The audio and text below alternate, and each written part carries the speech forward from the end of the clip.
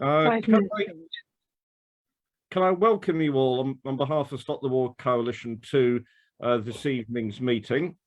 I'm Andrew Murray. I'm a past chair of Stop the War. I'm still the deputy president. And I'm chairing this evening since Shelley Asquith, our elected chair, isn't able to join us. But welcome all of you to our meeting. If I could ask you to keep yourselves on mute, please, unless you're actually addressing the meeting. Now, this event's been organised by Stop the War as a consequence of the decision to award a knighthood, make him a Knight of the Garter, of Tony Blair that was announced in the New Year's honours list. I don't think any announcement of an honour has ever been greeted with such a huge collective raspberry from the British public. As you'll know, more than 1 million people have signed a petition calling for this honour to be rescinded. Far more, I think, than would object to a similar honour being given to any other Prime Minister in our history.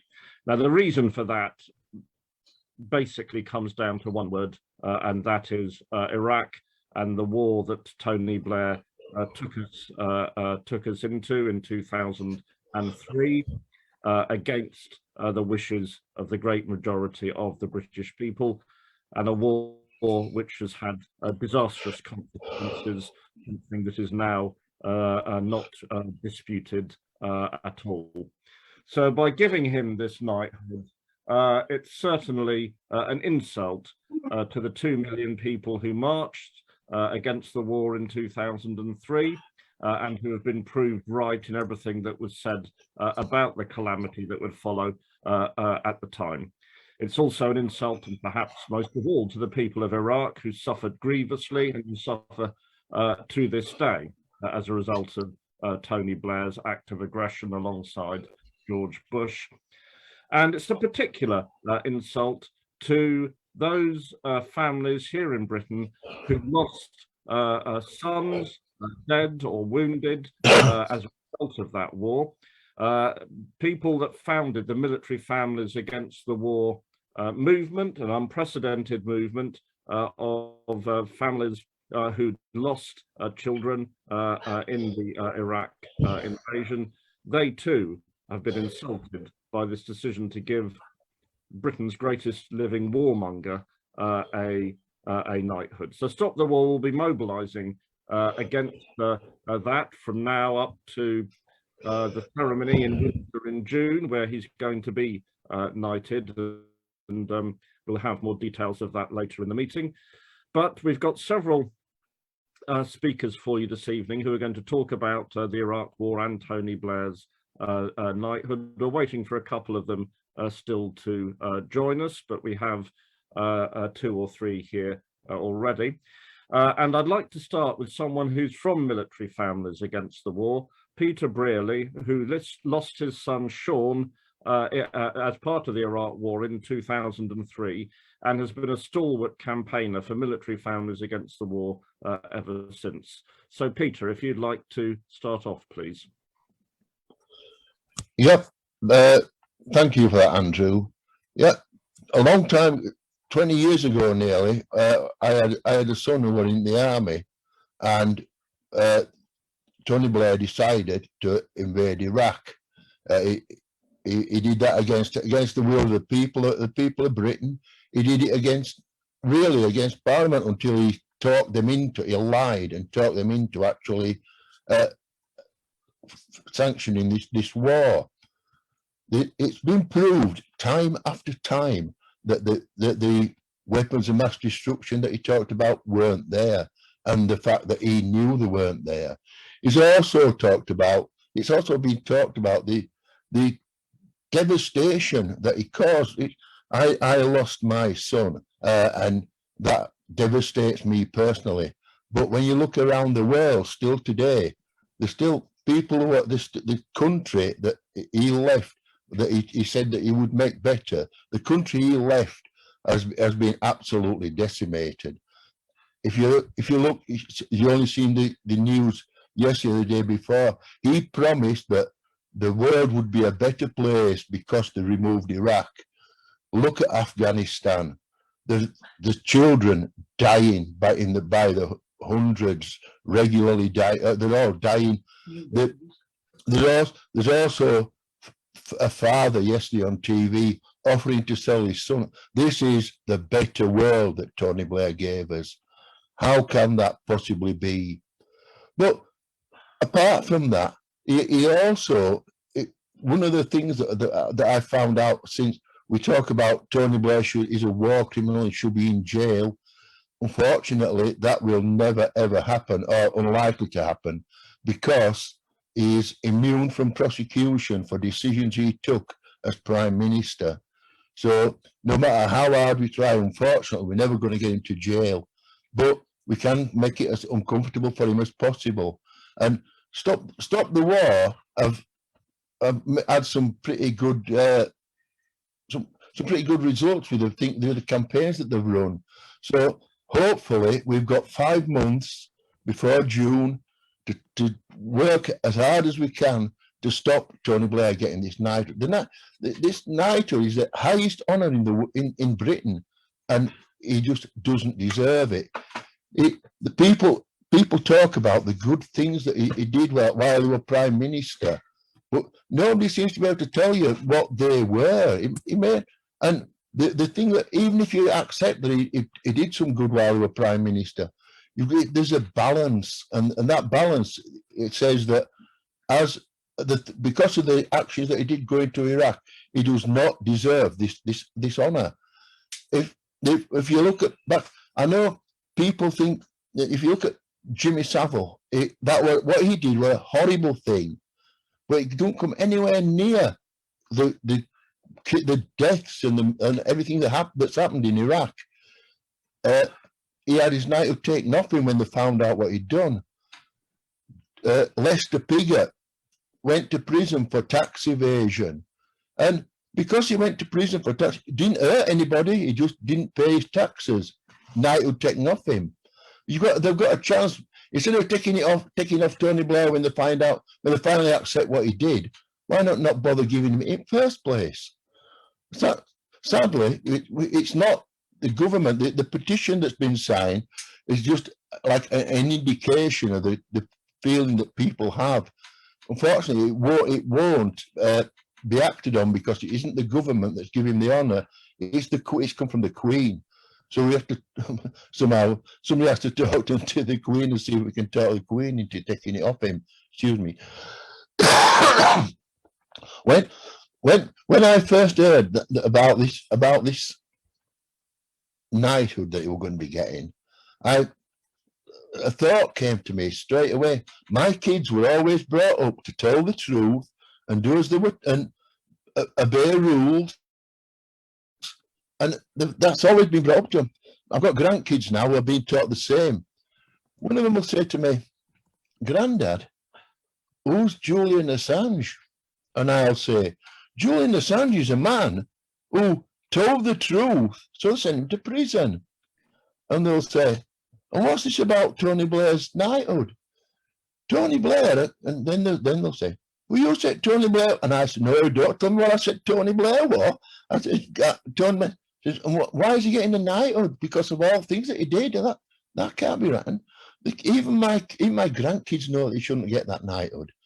It just doesn't. It beggars belief that anybody could even consider giving the man. He is a war criminal, even though he will never be. He will never have to pay for that.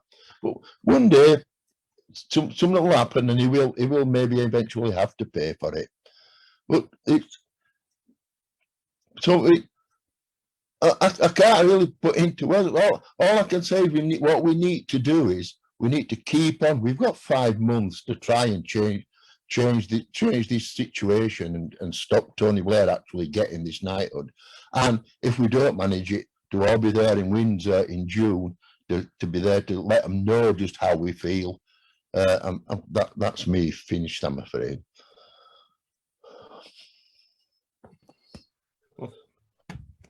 Thanks very much for that, Peter. Thanks for starting us off with that, and I'm sure everyone here agrees with everything you said and the strength of feeling that you and your family have. Now, the military families against the war was one of the remarkable aspects of the anti-war movement that developed from 2003, around 2003. But another was the huge mobilization of the Muslim community in this country against the war. Not only against the war, against the Islamophobia that has had a huge boost from the war on terror over the last 20 years. Now, our next speaker is one of the principal leaders of the Muslim community in the anti-war movement, and someone who I think has become an icon for the Muslim community in her campaigning. So I'd like to ask Salma Yaqoob to speak to you now. Thanks, Andrew, and thanks for your very generous welcome. Can I give my condolences and a warm appreciation for the wonderful words that we just heard from Peter Brierley. I'm always moved every time I meet him and hear from him, and given the loss, you can't get a bigger loss than losing your child, and it really exemplifies what we're here talking about today, that words do matter. The lies that led us into the wars in Afghanistan and Iraq matter. And Peter's son is not going to come back. Rose Gentle's son, Gordon, who's only 19, is not going to come back. But what we want to say here is that we want to prevent future wars. We don't want our country ever to be taken into another war based on lies. And unless we keep speaking up, we can see with these efforts to rehabilitate Tony Blair, that is exactly what they would want to do. They want to whitewash history. And instead of hanging his head in shame, we have his face thrusted upon us, through the BBC platforms. I'm sick of the sight of him talking about COVID. And we know that this is all about trying to say, well, 20 years has gone by and now maybe we can rehabilitate this man. And we're here to say, no, not in our name. And Peter made the point about the Queen. She has been forced through public opinion to take off military titles from her favourite son. We're told he's a favourite, Andrew, purely because of the accusations that he's facing. It's not something she wanted to do. It's something obviously that the family have resisted. But as of this month, that's what's happened. And it's purely on public opinion. And whilst the newspapers were part of that clamour, with Rupert Murdoch having his own particular vendetta being carried out here, the mainstream papers, the mainstream media will not be vilifying Tony Blair. They are part of the plan to rehabilitate him, but the British public have made very clear this is not what they want to happen, and for very, very good reason. 20 years ago, people like myself, Andrew, Lindsey, many, many people, I can see Jane here, we were part of the biggest movement in British history, and we stood up against politicians at that time who were telling us that they knew better. And we said, no, this war will be disastrous. It will bring instability to the Middle East. It will make millions of people refugees. It will cause mayhem, bloodshed, and actually it will erode democracy right here at home. And I'm speaking at a time when we've got another Prime Minister on the brink, it seems. And it almost seems laughable that Boris Johnson is being brought on the brink of his premiership because of Partygate. I mean, when you compare that, no wonder these people think they can get away with breaking their own rules and expecting everybody else to follow them at the time of COVID. When a former Prime Minister can get away with lying to Parliament, deceiving his own cabinet, deceiving his own party, and lying to the British public, with the very real results of hundreds of thousands of civilians across the Middle East losing their lives, that hundreds of thousands more being maimed horribly, 600 British serving personnel losing their lives, and thousands more horribly injured with life-altering injuries. And actually, the mistrust that we have now got, that gap between the institutions and the British public, I would say very much started under Tony Blair's premiership, when spin became the modus operandi. And it sickens me to see Alistair Campbell trying to lecture the Tories about integrity and about their leadership, when he was behind that dodgy dossier, very much endorsed obviously by Tony Blair. But that whole way of doing politics very much was promoted, begun, mastered under the likes of Tony Blair and Alistair Campbell. So the idea that that is a template for the future, which is what we're kind of hearing from Keir Starmer, as in let's now dig up this legacy and say that we're proud of it. In fact, you know, it's become almost, I foresee that to become a member of the Labour Party in the near future, there'll be some kind of mantra related to we must now praise the legacy of Tony Blair, when what we're now reminded of is precisely the reality of that legacy. And we're living with it today. The Kill the Bill protests, it's about our freedom to speak up. When Stop the War started, we predicted then the mayhem in the Middle East. We predicted the attacks on civil liberties at home. We've got to the point now, protest has been criminalised. It's not just about anti-war, anti-imperial, anti-colonialist stances. We saw what happened when the women protested about the murder in London, that how they were literally manhandled. And this government knows it doesn't have a moral basis. So now the only way to stop this opposition, to stop people protesting, whether it's about climate change, whether it's about foreign policy, whether it's about the unfair cuts, is to actually take away that pillar of democracy, the right to protest, because that's what we did have. We inspired the Arab Spring through our huge mobilizations. So yes, we were right then. Yes, we are right now.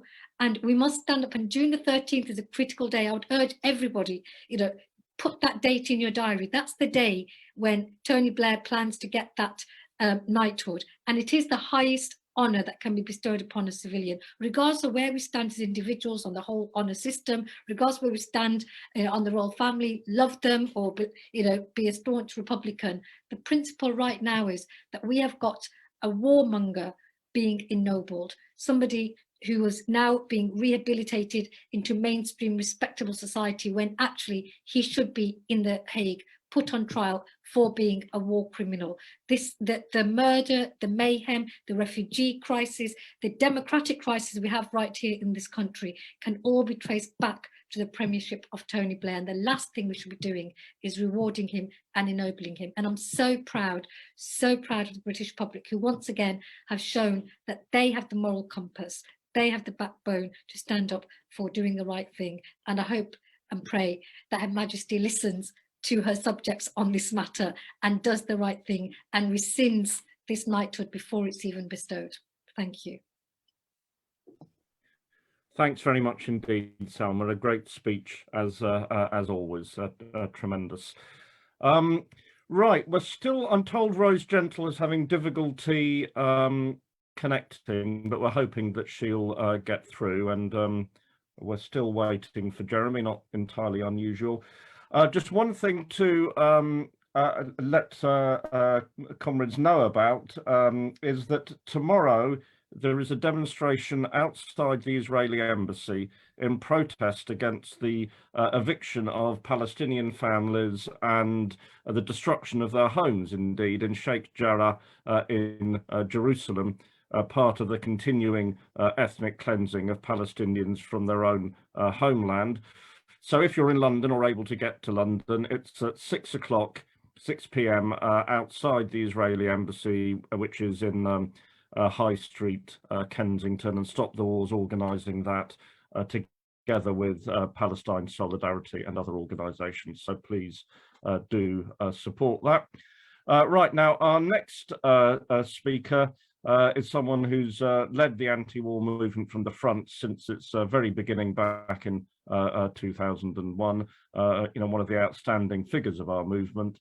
I'd like to ask Lindsey German, the convener of Stop the War Coalition, to speak to you. Lindsey. Okay, thanks very much, Andrew. And I'd just like to say, first of all, what a privilege it is to speak on the platform with Peter, and I hope that Rose will be able to join us, and of course with Salma and Jeremy. I want to pay special tribute to the military families, people. They've played such a tremendous role, and as Salma has said, it's the most terrible thing to lose a son, as both of them did in these circumstances. And I feel that we owe them a huge debt, because they have spent these many years campaigning against the consequences of the war in Iraq. They've campaigned against Blair. They've been very, very important to our movement. So thank you very much. And it's one of the things I think that is so important about the movement, is that there's so many components of it which play such an important role. And it's so good to have you here tonight, Peter. You know, what's brought us all here together tonight is, of course, the knighthood for Tony Blair. I mean, certainly it cast a dampener on my New Year's Eve, and probably on everybody else's when you heard it, in terms of, you know, the shock and disbelief that even after all these years that they could be awarding this this honour. And the knighthood of the Garter, as people have said, is a very high honour. You know, it's a small number of people who have it. They have to wait until people die to get other people to be added to it, and it has a great parade in Windsor, which I hope we'll be able to make as uncomfortable as possible if this knighthood goes ahead. I think the feeling of shock was very much expressed by the more than 1 million people who've already signed the petition calling for the award to be rescinded, and that's something that we very, very much support. I'm sure everybody here has signed it, but if we can still, I think it's on 1,100,000 or something at the moment, so the more we can do to get that out there, the better. But it's also, I think, when you look at it, why are people so furious about it? Well, there's the whole character of Blair himself, the fact that he is always given a respectful and sometimes grovelling hearing on every time he wants to say something. It appears the BBC clear all the schedules and allow him to pontificate about whatever it is that he wants to talk about. So there's a whole sort of way in which he's portrayed. There's the fact that since he left office, he has made huge amounts of money, and some of it very dubiously from working with dictators in various places. He's also a big fan of a whole number of quite reactionary places like Saudi Arabia. But I suppose perhaps the most important thing is that he's never shown one piece of remorse for the terrible, terrible consequences of the wars in Afghanistan and Iraq, which he was directly responsible for, along with George Bush. In fact, when we had the Chilcot inquiry, and whatever people feel the limitations of the Chilcot inquiry were, they did actually apportion a fair amount of blame to Blair for his lies, for the stories about weapons of mass destruction, for the whole way in which the legal advice, which clearly was originally that the war was illegal, and that changed, surprise, surprise, on the eve of the of going to war. Blair that same day, far from Jeremy Corbyn on that day, went and apologised for Labour's role in supporting the Iraq war, and I thought that was a very important part of what he did in his leadership of the opposition, perhaps one of the most important things that he did.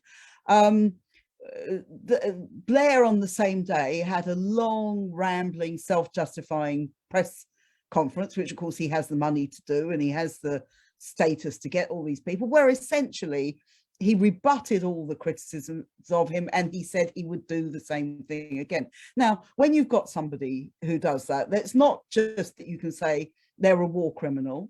They're a war criminal who has had absolutely, you know, clearly there has been no attempt to in any way say that what you've done is wrong, and therefore you're a war criminal who's prepared to do it all again, to repeat the crimes that you did in the first place. And I think it's this which is very much behind the strength of feeling with it. And of course it came at the end of a year when we had the defeat of the Western powers in Afghanistan. You'd think maybe there'd be a little bit of humility, but no, they justified that war. They've justified since then the freezing of the assets and freezing of aid in Afghanistan, which is why, as Peter described, we are now seeing horrific pictures of children and adults, but children particularly poignantly, starving in a very, very cold winter, with no shelter, with no food, with no money, parents having to give their children away or sell their children. What on earth does it say about a society when we can spend billions on war but we can't provide for people in one of the poorest countries in the world. And that kind of thing, I think, is so important for us to remember. When we look at his legacy, the legacy is the deaths and the destruction that he caused, both for the families here tonight, but also for, of course, more than 1 million Iraqis, for very, very large numbers of Afghans, and for the complete destruction of the countries. And we still have huge problems, not just in Afghanistan, but in the whole of the Middle East as a result of the Iraq war. But also, as Salma has said, the attacks on civil liberties, these really serious bills that are going through Parliament, which say you can't demonstrate if you make a loud noise. Anybody who turns up to a demonstration can be arrested if the police feel like arresting them. This is moving towards a very, very repressive state, and it's one that we have to do everything that we can to oppose. And we said these wars would lead to two things, as well as the death and destruction: the attacks on civil liberties, and of course the growth of racism against Muslims. And this is on a huge scale in this country and in other countries in the Western world now. So these are some of the legacies of Tony Blair and his actions. But I'd like to also just highlight the point that Salma made about the mistrust of politicians. There's always been a certain amount of mistrust of politicians, probably very well founded in lots of cases, but the mistrust of politicians in this way, the idea that they lie systematically, the idea that they do these kind of things, is very much, in my opinion, dates from what Tony Blair did over Iraq. And I think many of us thought he was lying at the time, but for people who maybe believed it and then realized that it was a lie, that has been something which has had a huge impact. And of course, we do have a prime minister at the moment who's a congenital liar and absolutely incapable of telling the truth about practically anything, as far as I can see. But what he is the kind of final descendant of what really started with Blair and his lying over Iraq. And I think that we need to bear that in mind as well, that it is poisoned. When you have a war which is on a lie, it poisons a whole society. And one of the biggest antidotes to that poison has been the anti-war movement and the way in which we've actually campaigned and organized to stop future wars. And I just want to end with two things. These wars are not over. They're not over in the countries where they started them in the first place, and in Libya and in Syria and in Yemen. There is a huge and very, very deadly war going on. They're not over there. There's now talk, this huge amount of saber rattling from the United States in particular about a war in Ukraine.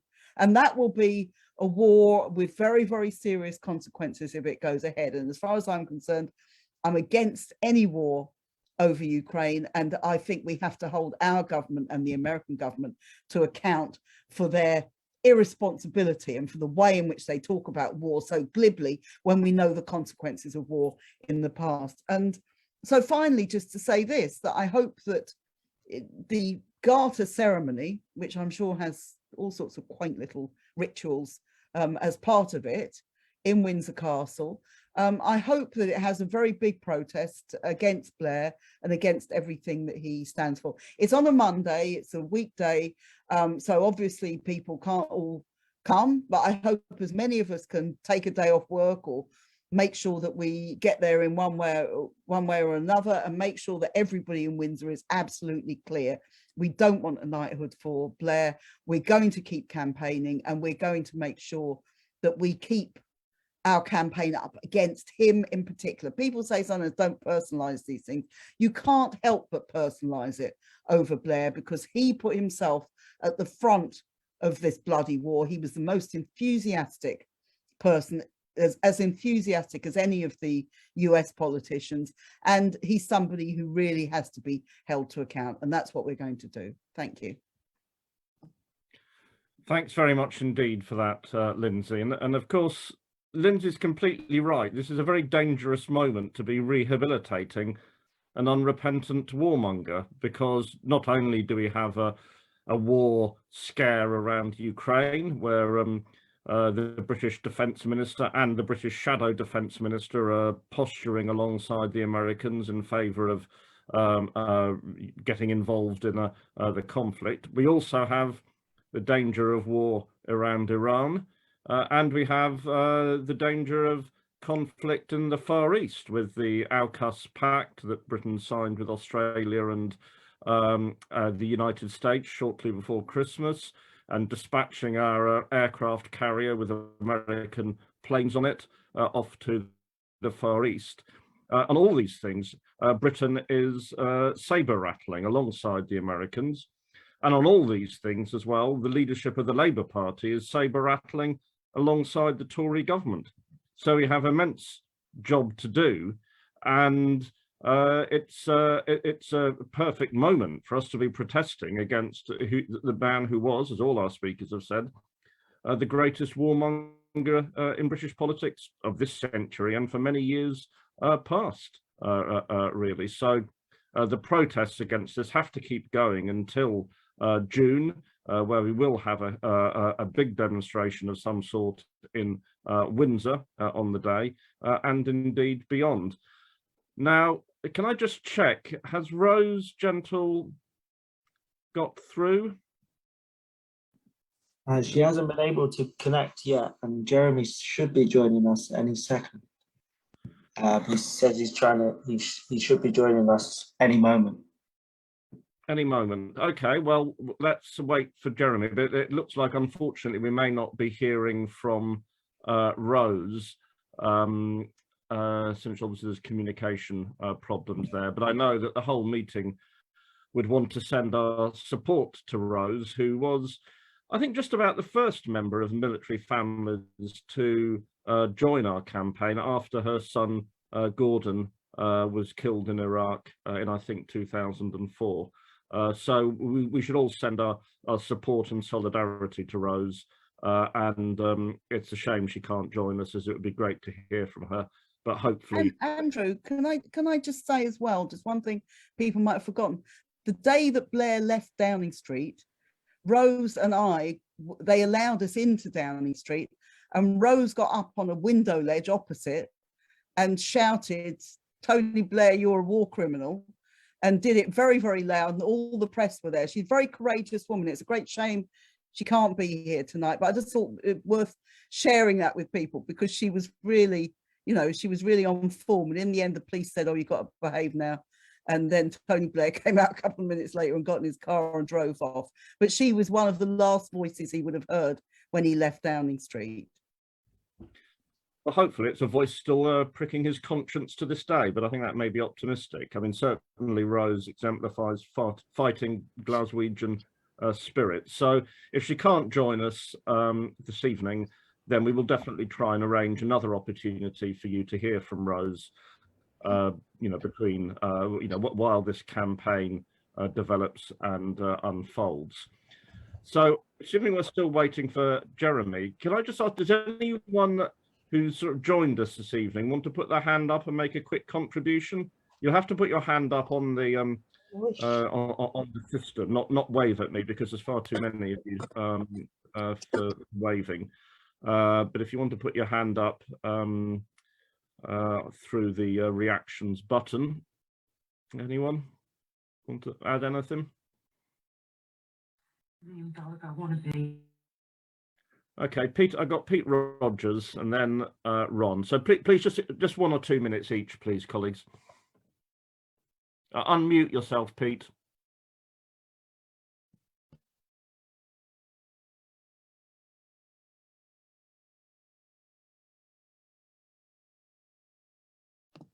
I still can't hear you, Pete. I don't know what the...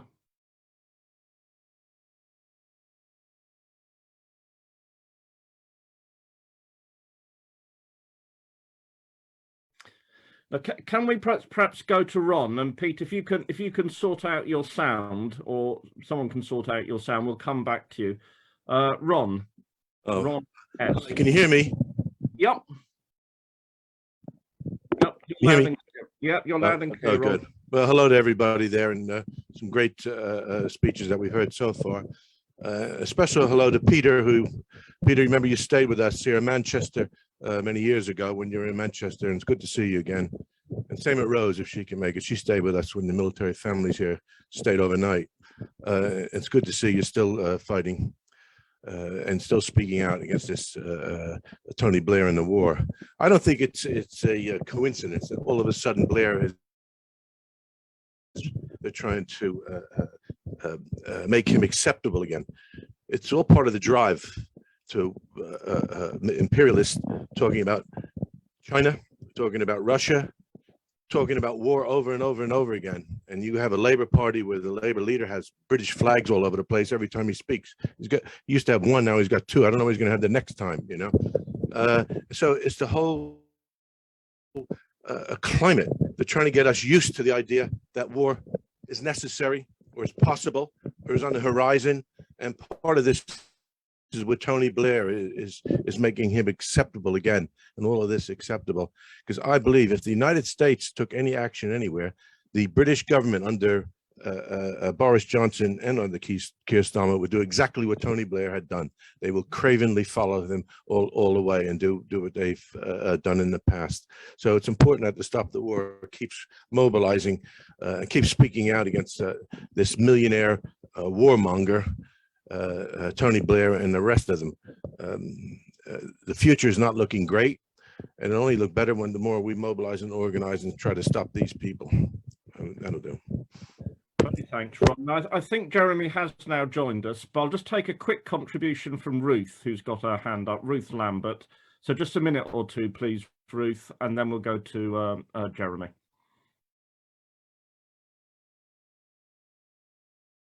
Ruth, do you want to speak?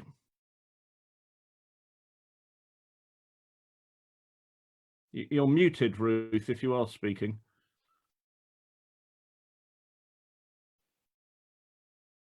Okay, well, it doesn't sound like we're hearing from Ruth. So, can you hear me now? Oh yes, are you able to hear Pete? Pete, I can hear you. Let's go to Great. Pete. Sorry, very quickly. We're very much in danger of winning a battle and losing a war, because what we're asking is the big cheese, the people who asked Tony Blair to show his paces and get us all into the war they wanted. We're a province of the American military-industrial complex who wanted this war for profit. They've been obliged by Tony Blair, who's drawn our bile and hatred. And we are going to get them, if we're lucky, to disappoint him in his knighthood ambitions. But we're going to let them off the hook because they will appear to have done the decent thing. They're the real criminals. And what we should be pointing out is this is the kind of person that our crown system thinks should be honored, and shame upon them. And what is needed is that the crown should come at last under control of the people, which is what democracy is supposed to be. And unfortunately, we're losing this, and it's the way we lose our battle against imperialism, because that is what we're up against. Thanks very much, Pete. So now we'll, if Ruth, if you're able to, can we hear you now, Ruth? Easy. Yep. We're at the crossroads between COVID and climate change, climate crisis. We're talking about ventilation. We're talking about meltdown. We just need to tip all these wonderful teams to help out. When the top of the volcano blows in Tonga or wherever it is, we need teams to be deployed to help humanity survive on the very, very few miles of the Earth's crust, which is our common home. Forget about all this war and not, just tip the budget to climate, to humanity, to pandemic, so that we don't have any of this military fighting. We're all in it together, and we all need to live together as good neighbors. And we've got the teams ready who can come to the rescue. Flip the budget. Many thanks, Ruth and the others who spoke. Right now, I'd like to go to our final speaker, who, and it's one of the shameful aspects of British politics today, that while Tony Blair is being honoured, Jeremy Corbyn is excluded from the Parliamentary Labour Party by a leader of the party who has also welcomed the knighthood going to Tony Blair. So I'm sure we'd all want to express our solidarity with our next speaker and our commitment to stand by him, whatever may happen in the future regarding his party membership. Anyway, let's now hear from Jeremy Corbyn. Jeremy. Andrew, thank you very much, and thank you for inviting me, and thank you all for being on this call. It looks like a huge and fantastic audience. I was at a meeting just down the road, and I rushed back here to my office at the Peace and Justice Project in order to make this call, but unfortunately there's an Arsenal game on tonight. There's lots of Arsenal supporters in the street, and they wanted to share their joy at the football match with me on the way here, but I'm here. Okay, so I'm sorry I missed the first part of the meeting. There's something very weird about what's going on at the moment, that we're discussing awards being given to people, and at the same time, somebody who told the truth about Iraq, the truth about war crimes around the world, the truth about arms sales and covert activities and so on, is in Belmarsh maximum security prison, faced with the threat of removal to the United States to spend a triple lifetime sentence in a maximum security prison. I'm talking about Julian Assange. The contrast is absolutely extraordinary. He didn't start a war. He didn't start any wars. He's not convicted of anything. He's not under threat of going to The Hague or anywhere else. He's somebody that ought to be recognized as being somebody that made a massive contribution towards peace and justice in this world. And I'm pretty sure everybody in this call would be supportive of Julian Assange. And we had a meeting about him last night at SOAS, which a lot of people came online for as well. So let's think in those terms. Now, I've been in Parliament long enough to have been through, sadly, the Gulf War, the Afghan war, the Iraq war, the bombing of Libya, twice the bombing of Libya, 86 and much later on, and the current war in Syria. And I've watched the way in which the build-up to war takes place. There's a series of increasingly ill-founded and bellicose statements made by successions of defense secretaries, with the being egged on by backbenchers in all parties. There's lots of invitations to private briefings and breakfasts and all the rest of it to be taken in by the whole thing. And hey presto, you end up with a great call in Parliament for robust military action to be taken. Obviously, 9/11 was a disaster in every conceivable way. Everybody knows that. We all know that. And we said so straight after the event when we demonstrated outside Friend's house at the time. But the solution to 9/11 was never the invasion of Afghanistan, never the occupation of Afghanistan. And here we are now 20 years later, with all the disasters of war left behind and the poverty of the Afghan people and the starvation of thousands, hundreds of thousands of Afghan children at the present time. They are the victims of war. They are the victims of war, just like the military families whose children lost their lives in Afghanistan and later lost their lives in Iraq. The Iraq war build-up is well documented.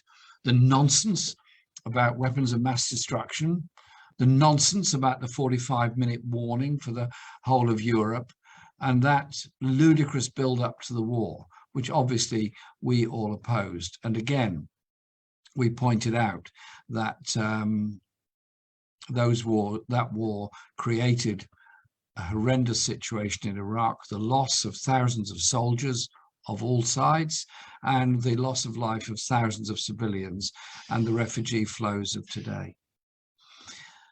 Some of those people, in fact, quite a lot of them, who are trying to get across the channel from France into England in order to seek, as they're entitled and legally entitled to do, asylum, are victims of war.